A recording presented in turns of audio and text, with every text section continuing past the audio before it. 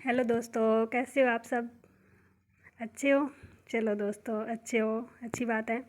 तो दोस्तों, आज हम अपना टॉपिक करेंगे प्लेटो की यूपीएससी में और नेट में और एमए पॉलिटिकल साइंस से रिलेटेड ये है। हम थिंकर करने वाले हैं। सबसे पहले वेस्टर्न थिंकर में आता है प्लेटो, और प्लेटो हर एग्ज़ाम में एक क्वेश्चन हमेशा उठता है प्लेटो से। तो हम आज पहले प्लेटो की थ्योरी करेंगे। प्लेटो का जन्म कहाँ हुआ, कैसे हुआ, प्लेटो के ग्रंथ कौन थे, और प्लेटो के ने कौन कौन से न्याय के सिद्धांत दिए, ठीक है। और प्लेटो ने शिक्षा के संबंधी क्या विचार दिए थे, प्लेटो ने किस सिद्धांत की आलोचना की थी, प्लेटो का साम्यवादी सिद्धांत कैसा था, और प्लेटो ने फांसीवादी कैसे विचार दिए, आधुनिक साम्यवाद के थ्रू प्लेटो के क्या विचार थे, आदर्श राज्य के प्रति प्लेटो के क्या विचार थे। ये सब हम प्लेटो के बारे में करने वाले हैं। और ये हमारा लगभग जो यूपीएससी ऑप्शनल पेपर होता है ना, उसके लिए इम्पोर्टेंट है। और सबसे बेटर है ये हम एमए से टॉपिक ऑफ व्यू से कर रहे हैं, क्योंकि जैसे हमें थ्योरिकल लिखना होता है ना एमए में, उसके अकॉर्डिंग हमें करेंगे इसे पॉइंट ऑफ व्यू से। और एमए में ये अगर प्लेटो से रिलेटेड कोई क्वेश्चन उठता है तो जो मैं ये पीडीएफ से करवा रही हूँ वो बिल्कुल मतलब पॉइंट ऑफ व्यू से लिखा हुआ है। इसके अकॉर्डिंग हम लिख देंगे ना तो 15 नंबर हमारे कोई नहीं काट सकेगा। तो हम चलो स्टार्ट करते हैं। प्लेटो, सबसे पहले हम प्लेटो का जन्म करेंगे। भाई कैसे उसका जन्म हुआ, कहाँ हुआ, कैसे हुआ, वो करने वाले हैं। प्लेटो का जन्म 428 ईसा पूर्व एथेंस के कुलीन परिवार में हुआ था। उसकी माता का नाम पेरेक्टनी व पिता का नाम अरिस्टोन था। प्लेटो का जो वास्तविक नाम था ना, वो पहले प्लेटो नहीं था, उसका पहले नाम था अरिस्टोन क्लीज था, किंतु उसके कंधे चौड़े होने के कारण उसे प्लेटो नाम दिया गया था। उसके गुरु ने ये उसको प्लेटो नाम दिया था। और लगभग 20 वर्ष की आयु में प्लेटो ने सुकरात का शिष्यत्व ग्रहण किया था। जो सबसे बड़े सुकरात हुए ना, उसके शिष्य कौन थे? प्लेटो थे। परंतु 399 ईसा पूर्व उसके गुरु सुकरात की मृत्यु से उसके जीवन में एक नया मोड़ आ गया था। प्लेटो के गुरु की मौत होने के कारण उसके लाइफ में क्या हुआ था? सबसे बड़ा परिवर्तन आया था। इस पर मैक्सी ने कहा है कि इस समय प्लेटो ने सुकरात का पुनः जीवित हो उठा। सो मैक्सी ने कहा है कि इस समय जो प्लेटो था उसका दोबारा जन्म हुआ था। इतना इफेक्ट उसके अपने गुरु सुकरात की मृत्यु का प्लेटो पर पड़ा था। इसके पश्चात प्लेटो इधर उधर घूमता रहा। कहते हैं कि इस समय वह भारत में गंगा नदी के तट पर आया और सीसली के सिराकुज राज्य में डियोनिसिस ने उससे उसकी क्या हुई थी? प्लेटो की भेंट हुई थी। सुकरात की मृत्यु कैसे हुई थी वो सबसे इम्पोर्टेंट है। उसकी सुकरात की मृत्यु हुई ना, उसका इफेक्ट सबसे ज़्यादा प्लेटो पर पड़ा था। सुकरात को विष का प्याला यूनान के निरंकुश शासक की आलोचना करने पर दिया गया था। जो यूनान में जो राजा थे उसकी उसने आलोचना कर दी थी। इस कारण उसे सुकरात को विष का प्याला, जहर का प्याला दिया गया था। सुकरात को विष का प्याला देने के बाद प्लेटो यूनान को छोड़कर विश्व भ्रमण के लिए निकल गया।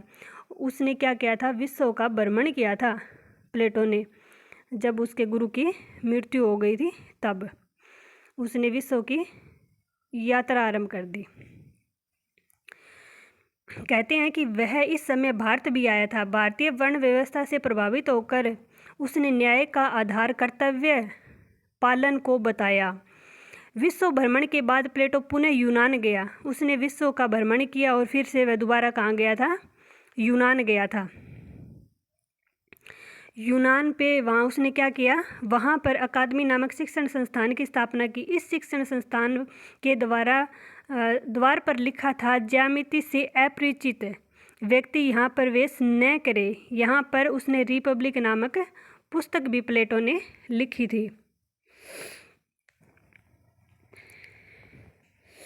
जिसमें दार्शनिक शासक की अवधारणा विकसित की। क्योंकि जो दार्शनिक शासक थे ना यूनान के, उससे रिलेटेड उसने जो रिपब्लिक थी उसके बारे में लिखा था। रिपब्लिक प्लेटो की सबसे बेस्ट बुक हुई है। उसने कानून व्यवस्था, राज्य, सब कुछ उसमें वर्णन किया गया है। इसके पश्चात प्लेटो सीसली के सिराकुज राज्य के राजा डियोनिसिस को दार्शनिक शासक बनाने का असफल प्रयास किया और उसने लोज नामक पुस्तक लिखी, जिसमें उसने विधि के शासन पर बल दिया। यानी प्लेटो ने बाद में लॉज बुक लिखी थी, उस पर उसने विधि के शासन पर बल दिया। यानी जो हमारा शासन व्यवस्था हो वह किसके अकॉर्डिंग हो, कानून के अकॉर्डिंग हो, इस पर प्लेटो ने बल दिया। आगे प्लेटो क्या कहते हैं, प्लेटो ने फिर अपने ग्रंथ लिखने आरंभ कर दिए थे। अब हम देखेंगे कि प्लेटो ने कौन कौन से ग्रंथ लिखे और उस ग्रंथ का आज के टाइम में और उस टाइम राज्य पर क्या प्रभाव पड़ा। प्लेटो ने जो प्लेटो की अध्ययन पद्धति थी उसने निगनात्मक पद्धति को अपनाया। अर्थात पहले बड़ी चीज़ का अध्ययन किया, फिर छोटी चीज़ का अध्ययन किया। उसने संवाद शैली को अपनाया, यानी संवाद शैली जो विचार होते हैं उसको अपनाया। प्लेटो के प्रमुख ग्रंथ इस प्रकार हैं। जो हमारे सबसे इम्पोर्टेंट क्वेश्चन उठते हैं वो प्लेटो की बुक से निकलते हैं। यानी कौन सी बुक उसकी है, या तो सीक्वेंस आ जाएगा, मिलान करो, या उनका सन आ जाएगा कभी कभी, या बुक दे देंगे कि कौन से राइटर की ये बुक है। और यह क्वेश्चन नेट या यूपीएससी में तो थ्योरिकल लिखना होता है वैसे तो, उसमें यानी एस्टेट हो गया, उसके अकॉर्डिंग क्या आ जाएगा भाई, प्लेटो की रिपब्लिक में कौन सी विचारधारा थी, जैसे लॉज में बताया गया उसने विधि के कानून पर लिखा है, उसी अकॉर्डिंग। यानी अलग अलग टाइप से क्वेश्चन उठ जाते हैं हमारे, तो हमें कोई भी क्वेश्चन छोड़ना नहीं है। जो भी हम करेंगे डिटेल से करेंगे, भाई कौन सी बुक किससे रिलेटेड रही है, कैसे रही है, वो सब हम करेंगे। यहाँ ओनली हमारा ये मकसद नहीं है कि हम थ्योरी पढ़ें और छोड़ दें, ऐसा कुछ नहीं रहेगा। आगे हम रिपब्लिक देखते हैं, उसने कब लिखी। रिपब्लिक का लेखन यानी लिखने का कार्य 300 ईसा पूर्व हुआ था। इसके मूर्त 10 भाग है। जो रिपब्लिक बुक है ना, उसके 10 भागों में वो डिवाइड है, लेकिन बारकर ने इसे 5 भागों में लिया है। स्ट्रास ने 4 भागों में, बैटर रसेल ने 3 भागों में बांटा था। इसमें सुकरात का प्रभाव अधिक दिखाई देता है। इसी पुस्तक में उसने दार्शनिक, शासक व शिक्षा साम्यवाद पर व्यापक चर्चा की गई है। अब क्वेश्चन उठेगा कि रिपब्लिक जो बुक है उस पर प्लेटो ने किसका वर्णन किया गया है। तो इसमें प्लेटो ने किसका वर्णन किया है, साम्यवाद, जो शिक्षा व्यवस्था थी ना साम्यवाद, उसके बारे में लिखा हुआ है रिपब्लिक में। आगे आती है लॉज बुक।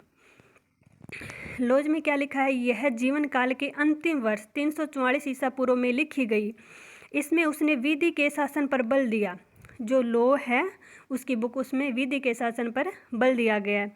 आगे स्टेट्समैन, जो प्लेटो की बुक है स्टेट्समैन, उसके बारे में उसने क्या लिखा है, इस पुस्तक में उसने संविधानों का वर्गीकरण प्रस्तुत किया है। स्टेट्समैन जो बुक है उस पर क्या किया है, संविधानों का वर्गीकरण प्रस्तुत किया है प्लेटो ने। अन्य बुकों के हम नाम याद करेंगे। ये 3 बुक है, ये सबसे 4 बुक आएगी, एक और थी, चलो हम इसमें 3 की दी गई है व्याख्या, तीनों के बारे में हम देख लेंगे भाई कौन कौन से किसके बारे में लिखा है। रिपब्लिक किसके बारे में लिखा गया है, इसमें उसने दिखाया है भाई अलग अलग राइटरों ने उसे अलग अलग भागों में डिवाइड किया है। सुकरात का प्रभाव रिपब्लिक में अधिक था। लॉज में कानून व्यवस्था पर अधिक बल दिया गया है। स्टेट्समैन में संविधानों का वर्गीकरण किया गया, जो संविधान व्यवस्था होगी वो कैसी होगी, किसके अकॉर्डिंग होगी, जैसे संघवाद होगी या संविधानवाद होगी, ये सब आएगा इसमें। अन्य पुस्तकें देखते हैं हम। क्रीटो मीनो बुक है, वो न्याय शब्द का पहली बार प्रयोग कौन सी बुक में किया गया है, मीनो बुक में किया गया है। फिलेस, सोफिस्ट, फेडो, प्रोटागोरस, अपोलोजी, थ्री, जॉर्जियस, अन्य बुक भी है। चलो हम एक बार इन्हें दोबारा रिपीट कर लेते हैं। Crito, Euthyphro, Apology, Symposium, Republic, Statesman, Meno, Gorgias, Protagoras, Phaedo, Sophist, Laws, ये बुक किसकी है, प्लेटो की है। अन्य बुकें भी है इसके अलावा भी, वो मैं रीड कर रही हूँ एक बार। क्रीटो, यूथ्रीफो, Apology, Symposium, Republic, Statesman, Meno, Gorgias, Protagoras, Phaedo, Sophist, Laws, ये बुक किसकी है, प्लेटो की है। तो हमें यहाँ पे ध्यान रखना है, इन्हें अच्छे से याद करना है। आगे देखते हैं कि प्लेटो का यहाँ पे सीधा ही दे रखा है, प्लेटो का दार्शनिक सिद्धांत है। यानी बुकों के बारे में बता के फिर यहाँ पे उन्होंने सीधा बता दिया कि उसकी दार्शनिक, वो किस प्रकार के विचारक थे, दार्शनिक थे, यथार्थवादी थे, इसके बारे में लिखा हुआ है।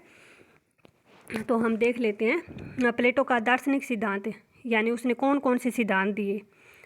तो प्राचीन पश्चिमी दर्शन में प्लेटो का स्थान शिखर पर था उस टाइम सुकरात के अतिरिक्त पार्थेनाइडिस और हिरेक्लिटस के विचारों में भी प्लेटो के दृष्टिकोण को निर्मित करने में भाग लिया। सुकरात के प्रभाव में उसने प्रत्ययों का महत्व समझा। भाई प्रत्ययों का प्रत्यक्ष रूप से क्या महत्व है। उन्हें पारमाइडियस की सत्ता का पद दिया। दुष्ट जगत को उसने हिरेक्लिटस के उद्भव के रूप में देखा। अंतिम सत्ता सामान्य व प्रत्ययों की भी है। विशेष पदार्थ किसी प्रत्यय की अपूर्ण नकल होता है। यह प्लेटो का विख्यात प्रत्यय सिद्धांत है। इन प्रत्ययों में मौलिक और मुख्य प्रत्यय श्रेय या शुभ का प्रत्यय होता है। यानी सारी बातें उसने यहाँ पे दार्शनिक बताई है भाई, दार्शनिक के अकॉर्डिंग। आगे नीति में सचिता मित्रता का स्वरूप निर्मित करने में प्लेटो ने व्यक्ति को समाज का एक नन्हा नमूना समझा है। यानी सच्चाई को शामिल करने के लिए उसने क्या किया, नीति में सचित्रता का स्वरूप निर्मित करने में प्लेटो ने व्यक्ति को समाज का एक नन्हा नमूना समझा। व्यक्ति की शुभ भावनाएं समाज की आवश्यकताओं के अनुकूल है। उसने विवेक, साहस, संयम और न्याय का मुख्य सद्भावनाओं का बल दिया है।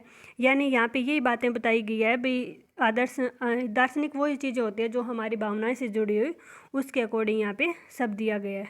यहाँ पे एक बार पढ़ लेना, PDF मिलेगा ना, उसमें देख लेना आप, या आपकी बुक में भी ये मिल जाएगा। आगे हम पॉइंट देखते हैं प्लेटो का। आगे फिर प्लेटो वो बताता है भी उसके दार्शनिक सिद्धांत थे, उनमें क्या क्या था। प्लेटो ने अपने प्रत्यय सिद्धांत को अपने संवादों में सत्ता और जीवन के विविध पक्षों पर लागू किया है। वो ऊपर वो ना थोड़ा काट देना, थोड़ा ज़्यादा डिटेल दे रखे। यहाँ पे हम सीधे सिद्धांत लिख सकते हैं, यहाँ पे ज़रूरी नहीं है हमें उस टॉपिक के दोबारा से हमें डिटेल पे जाने की। गुफा का सिद्धांत। इस सिद्धांत के अनुसार प्लेटो कहता है कि ज्ञान का रास्ता सीधा नहीं होता अपितु टेढ़ा होता है। गुफा का सिद्धांत, यानी गुफा का सिद्धांत के अकॉर्डिंग दार्शनिक है, दार्शनिक हमारी भावनाओं से जुड़े होते हैं, तो वो ही है। गुफा का सिद्धांत के अकॉर्डिंग उसने बताया है कि इस सिद्धांत के अनुसार प्लेटो कहता है कि ज्ञान का रास्ता सीधा नहीं होता अपितु टेढ़ा होता है। गुफा के सिद्धांत के माध्यम से प्लेटो ने ग्लाकन की आलोचना करता है। ग्लाकन कहता है कि ज्ञान का रास्ता सीधा व सरल होता है। अब क्वेश्चन आ जाएगा, ये सिंपल सा नेट में आ जाएगा भाई, ये बात किसने कही है कि ज्ञान का रास्ता सीधा होता है और सरल होता है, ये किसने कहा है, ग्लाकन ने कहा है। और ज्ञान का रास्ता टेढ़ा किसने बताया है, प्लेटो ने बताया है। तो छोटी छोटी बातें भी हमें ध्यान देनी जरूरी है। ये बीच में से क्वेश्चन उठेंगे, ये नहीं है कि सीधा हम ऊपर इंट्रो करिए और क्वेश्चन आ गए, ऐसा नहीं होता। आजकल डीपली आता है। विभाजन रेखा सिद्धांत है। प्लेटो के अनुसार ज्ञान और दृष्टि दोनों में कोई भी अकेले वास्तविकता या यथार्थ का पता नहीं लगा सकते। यथार्थ इन दोनों मध्य स्थित होता है। प्लेटो के विभाजन रेखा सिद्धांत को हम एक विभाजक रेखा द्वारा समझ सकते हैं। इसके 4 बिंदु है, ए, ब, स, द, यानी जिसके अकॉर्डिंग आजकल क्वेश्चन आते हैं ना, उसके अकॉर्डिंग है। इसमें ए, ब यानी उस समय प्लेटो ने क्या किया था, ऐसे मतलब विभाजन किया था उसका, ए, ब, द दे के। आजकल तो हमारे ऑप्शनल टाइप क्वेश्चन आते हैं ए, ब, स, द देकर, ठीक है। ए, ब को ज्ञान का प्रतीक माना है, स, द को दृष्टि का प्रतीक माना है। परंतु वास्तविकता है ना, न तो ए, ब के मध्य है और न ही स व द के मध्य है। वास्तविकता व के मध्य है, यानी व के मध्य है। कितना मुश्किल यहाँ पे इसने दे रखा है, व ब दे के, हमें तो करना पड़ेगा भाई। आगे सेब का सिद्धांत है। प्लेटो सेब का भी सिद्धांत देता है भाई, देखते हैं। सेवा के सिद्धांत, अच्छा सेवा आना था, यहाँ पे सेब लिख रखा है, प्रिंटिंग में एक गलती है यहाँ पे। सेवा के सिद्धांत के माध्यम से प्लेटो सद्गुण ज्ञान की व्यवस्था करता है। सद्गुणी ज्ञान की क्या करता है, व्यवस्था करता है। जूम करके देख लेना, ठीक है। और बताता है कि 3 प्रकार के सेब है। अच्छा सेब भी बताया भाई, सेब है, एक कच्चा है, एक सड़ा हुआ है, एक पक्का है। इनमें से सेब का क्या करना चाहिए, यह सद्गुणी ज्ञान बताता है कि सद्गुणी ज्ञान के अनुसार सड़े सेब को फेंक देना चाहिए, कच्चे सेब को रख देना चाहिए और पके हुए सेब को खा लेना चाहिए। सेब का सिद्धांत भी प्लेटो ने दिया है, हमें तो ध्यान ही नहीं था, हमारे आगे तो आया ही नहीं जी, सेब का सिद्धांत किसने दिया। तो देखो भाई प्लेटो ने भी क्या दिया था, सेब का सिद्धांत दिया था।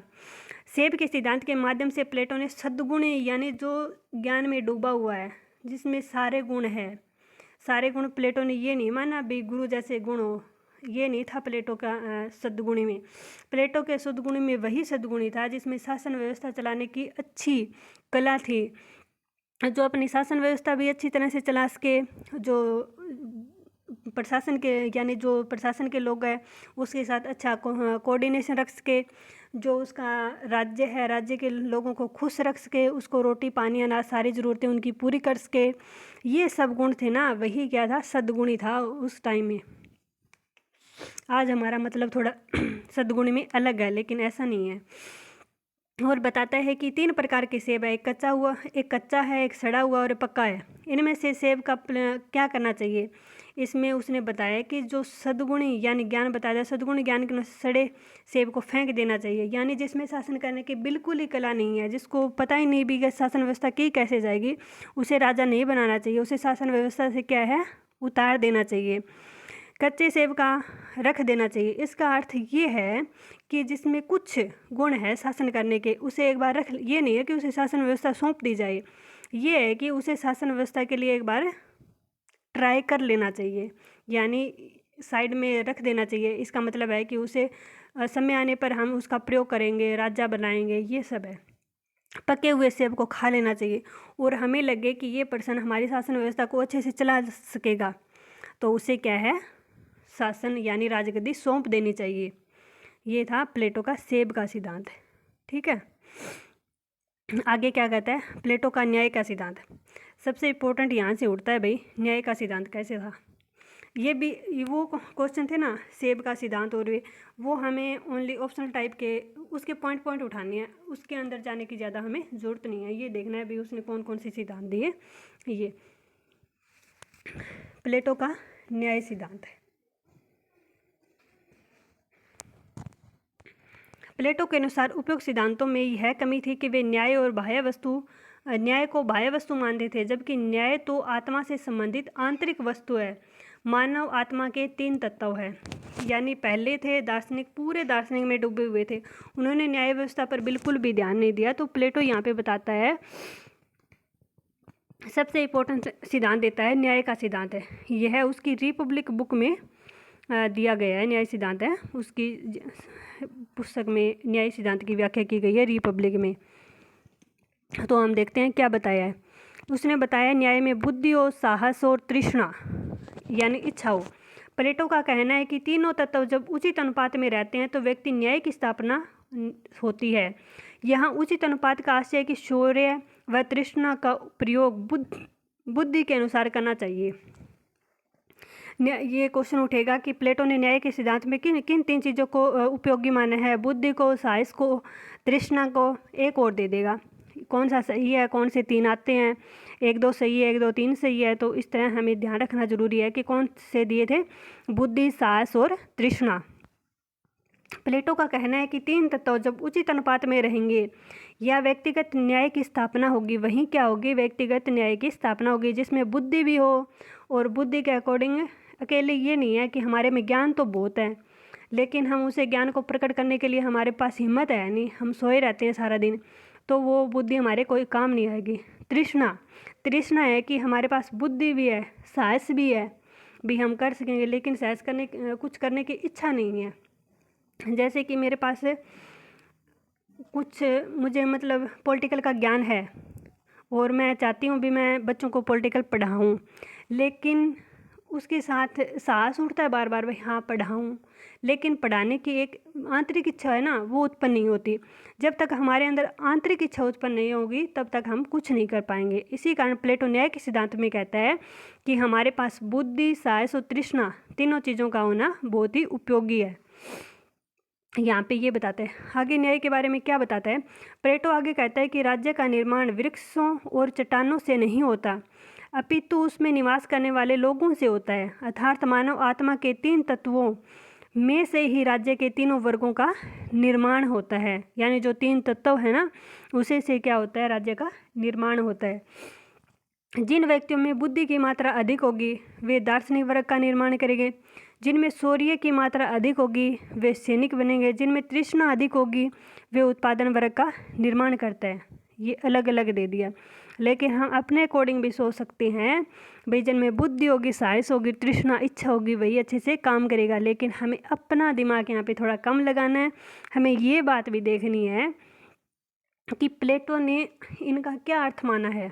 प्लेटो ने बुद्धि का अलग माना है, शौर्य का अलग माना है। शौर्य, साहस हम तो बोलेंगे भी जिनके पास हिम्मत है, जो काम करने के मतलब खूब सारी हिम्मत है, वही काम करेगा। लेकिन यहाँ पे प्लेटो का विचार साहस के प्रति क्या था, अलग था। और हम तो तृष्णा को कहेंगे जी, काम करने की इच्छा उत्पन्न होगी तो काम करेंगे, लेकिन ऐसा नहीं है। प्लेटो ने तृष्णा का क्या बताया था, अलग मीनिंग बताया था। तो यहाँ पे ये पॉइंट क्या है, इम्पोर्टेंट है।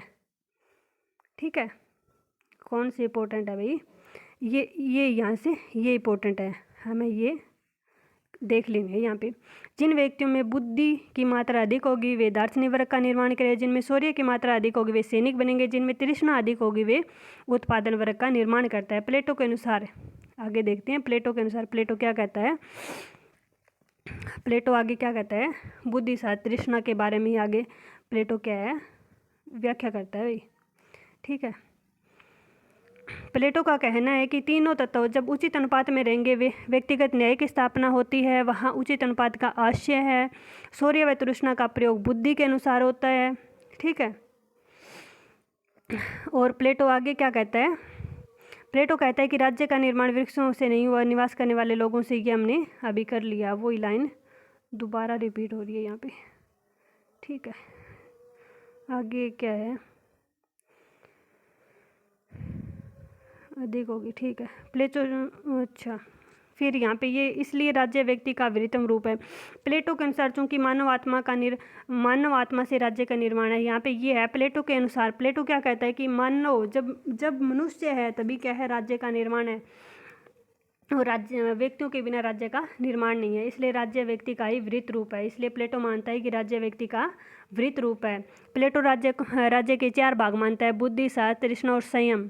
ये यहाँ पर ये चीज़ें भाई इंपॉर्टेंट रहेगी। ठीक है, और कौन सी रहेगी, ये हमें ये चीज़ें उठानी है। ठीक है, ये देखनी है। प्लेटो के अनुसार क्या है, प्लेटो के अनुसार चूंकि मानव आत्मा राज्य का निर्माण करती है, इसलिए राज्य व्यक्ति का वृत्त रूप है। प्लेटो राज्य को 4 भागों में बांटता है, बुद्धि, साहस, तृष्णा और संयम। ये चीज़ें छोटे छोटे की पॉइंट आ रहे हैं ना, ये उठेंगे। ठीक है, हमें ये ध्यान देने जरूरी है। आगे क्या है, प्लेटो की न्याय की विशेषता। प्लेटो ने न्याय संबंधी सिद्धांत तो दे दिया, लेकिन उसकी क्या विशेषताएं हैं, हमें ये करना भी इम्पोर्टेंट है। ये जो न्याय है वो क्या है, अंतरात्मा से संबंधित वस्तु है। किससे संबंधित है, अंतरात्मा से संबंधित वस्तु है। नैतिकता हमारे नैतिक विचारों से संबंधित है। 2 प्रकार का न्याय, व्यक्तिगत व राज्य का न्याय। प्लेटो ने न्याय को कितना प्रकार का माना है, 2 प्रकार के माने, व्यक्तिगत न्याय और राज्य का न्याय। न्याय का आधार कर्तव्य का पालन, श्रम विभाजन, विशेषीकरण, हस्तक्षेप को माना है।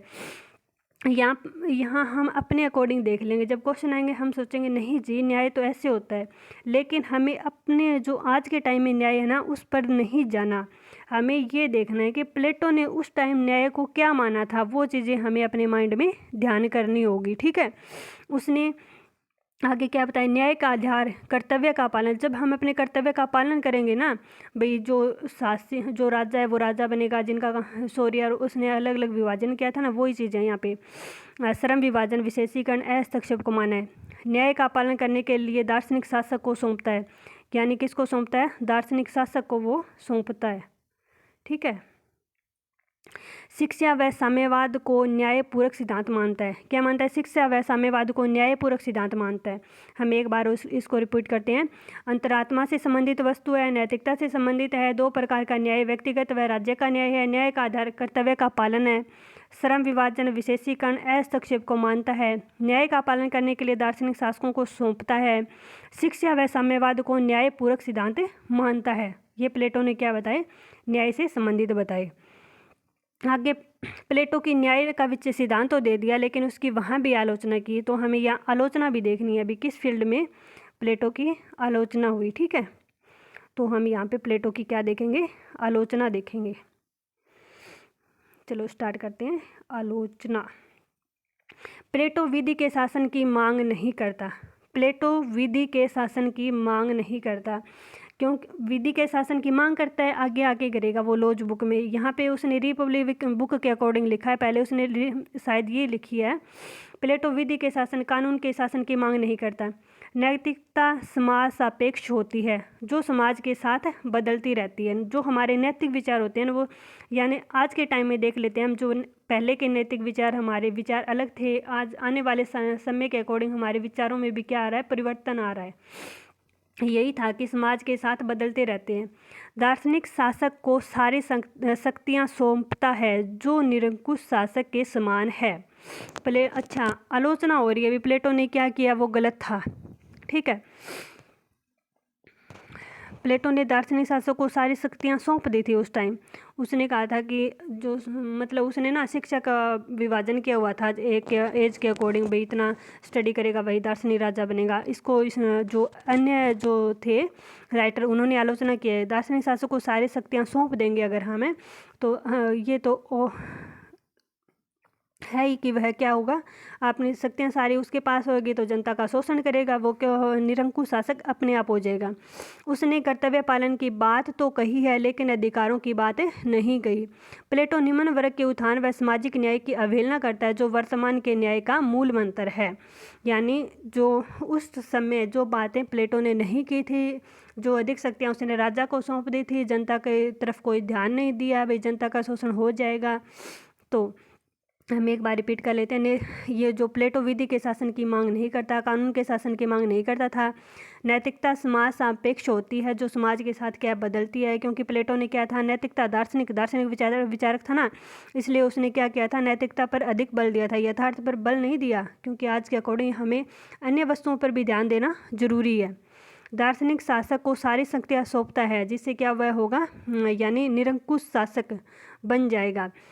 इसमें कर्तव्य पालन की बात नहीं की कि राज्य का ये कर्तव्य होगा कि वह जनता का ध्यान रखेगा, उनकी हर मांग को पूरी करेगा, ऐसी बात नहीं की, ओनली शासन व्यवस्था की बात की है, इसलिए उसकी क्या की गई, आलोचना की गई है। प्लेटो निम्न वर्ग के उत्थान व सामाजिक न्याय की अवहेलना करता है, यानी निम्न वर्ग की तरफ कोई ध्यान नहीं देता और सामाजिक न्याय की तरफ भी कोई ध्यान नहीं देता, जो वर्तमान न्याय का मूल मंत्र है। इसलिए प्लेटो की क्या हुई थी, आलोचना हुई थी, ठीक है। आगे क्या है, सद्गुण ही ज्ञान है। तो दोस्तों आज हम ना इतना ही करेंगे, आगे जो बुक है ना प्लेटो की सेकंड बुक स्टार्ट होगी तो हमारी वीडियो बड़ी हो जाएगी, इसलिए हम आज इसे इतना ही करेंगे। अगला टॉपिक हम पॉइंट वाइज, आज हमने न्याय व्यवस्था की है तो हम एक बार प्लेटो की ना न्याय व्यवस्था को ही रिपीट कर लेते हैं, भाई प्लेटो ने क्या क्या बताया था, ठीक है। तो हम यहाँ से स्टार्ट कर लेते हैं। ये इंट्रो तो हमने देख ही ली थी, उसका जन्म क्या हुआ, उसने उस पर किसका प्रभाव पड़ा था, सुकरात का अधिक प्रभाव पड़ा था, क्योंकि यूनानी लोग थे ना, प्लेटो जो सुकरात को विष का प्याला दे दिया गया था। क्योंकि विष का प्याला क्यों दिया, क्योंकि उसने जो निरंकुश शासक था वहाँ का राजा था उसकी आलोचना कर दी थी, इसलिए वहाँ के लोग थे उसे जहर पिलाकर मार दिया गया था, जिसके कारण प्लेटो पर बहुत ज़्यादा प्रभाव पड़ा कि उसके गुरु को भी इस तरह मार दिया। तो जाने वह भी एक क्या था, लेखक था, अगर उसने भी थोड़ी सी आलोचना कर दी तो उसकी भी मौत कर दी जाएगी। इसलिए वो प्लेटो क्या करता है कि वो यूनान को छोड़कर विदेश यानी संसार में किन्हीं अन्य देशों में चला जाता है भ्रमण के लिए। इस तरह वो आगे आके अकादमी की स्थापना भी करता है और अन्य ग्रंथ भी लिखता है विभिन्न प्रकार के। प्लेटो ग्रंथ है हमने देख लिए, रिपब्लिक है, लॉज है, स्टेट्समैन है, अन्य पुस्तकें भी है, यूथ्रीफो अपोलोजी है, सिम्पोजियम है, रिपब्लिक है, स्टेट्समैन है, मीनो है, जॉर्जियस है, पोटागोरस है, फेडो है, सोफिस्ट है, लॉज है। ये क्या थी, प्लेटो की बुक थी। ये हमें सारी बुक क्या है प्लेटो की याद करनी है, ठीक है। आगे क्या है, आगे है प्लेटो ने क्या क्या सिद्धांत दिए थे वो देख लेते हैं, ठीक है।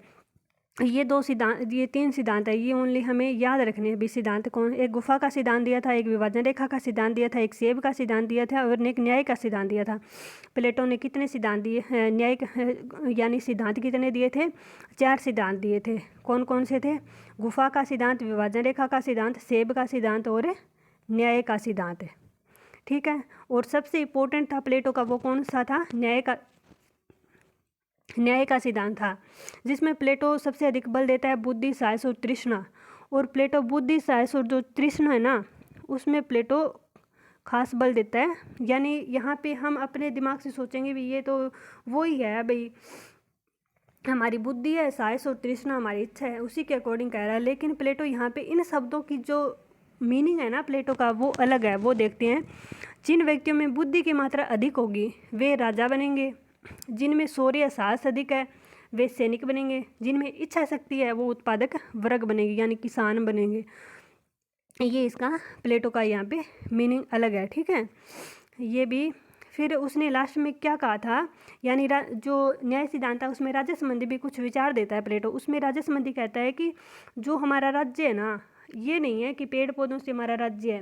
राज्य तभी है जब उसमें लोग निवास करेंगे, तभी राज्य का निर्माण होता है। इसलिए प्लेटो के अनुसार मानव आत्मा से ही राज्य का निर्माण है, इसलिए राज्य व्यक्ति का वृत्तम रूप है, यानी व्यक्ति पहले है और राज्य बाद में। साध्य और साधन वाली बात यहाँ पे उभर कर सामने आती है, ठीक है। और आगे क्या कहेगा प्लेटो, देख लेते हैं हम। आगे प्लेटो विशेषता दे देता है पहले, ठीक है। प्लेटो विशेषता बताता है, जो हमारा न्याय का सिद्धांत है ना, अंतरात्मा से संबंधित है, नैतिकता से संबंधित है। न्याय दो प्रकार का देता है, एक व्यक्तिगत और राज्य न्याय। न्याय का अर्थ है कि कर्तव्य का पालन करना, श्रम विभाजन करना, विशेषीकरण, हस्तक्षेप को मानता है। मतलब जो राजा शासन करेगा उसमें कोई भी जनता हस्तक्षेप नहीं करेगी। न्याय पालन करने के लिए दार्शनिक शासक को सौंपता है, यानी बहुत ही जो पूरा नैतिक है ना उसे वो क्या है, अपनी शासन व्यवस्था सौंपता है। शिक्षा व साम्यवाद को न्यायपूरक सिद्धांत मानता है, न्यायपूरक सिद्धांत मानता है प्लेटो, ठीक है। आगे है प्लेटो की आलोचना। हम प्लेटो की आलोचना भी हुई है न्याय संबंधी, वो देख लेते हैं। प्लेटो विधि के शासन की मांग नहीं करता, यानी कानून की व्यवस्था की मांग नहीं करता। नैतिकता समाज सापेक्ष होती है, जो समाज के साथ बदलती जाती है। दार्शनिक शासक को सारी शक्तियाँ सौंपता है, जो निरंकुश शासक के समान होती है। अपने कर्तव्य पालन की बात तो कही है, लेकिन अधिकारों की बात नहीं की। प्लेटो फिर निम्न वर्ग के उत्थान और सामाजिक न्याय की अवहेलना करता है, जो वर्तमान के न्याय का मूल मंत्र है। ओके दोस्तों, बस प्लेटो का हम ओनली न्याय तक ही करेंगे, आगे नहीं करेंगे दोस्तों, ठीक है। Okay bye.